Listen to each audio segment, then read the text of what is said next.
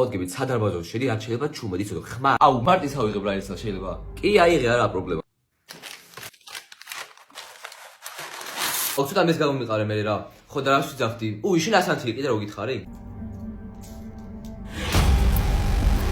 ასანთი იყიდე? აი, რა გჭირს?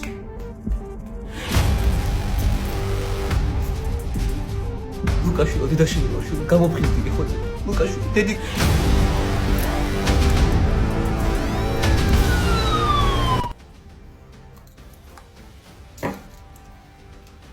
სამწუხაროდ თქვენი შვილი ქრონიკულმა მარტინომანია მიუძღვებლა. არა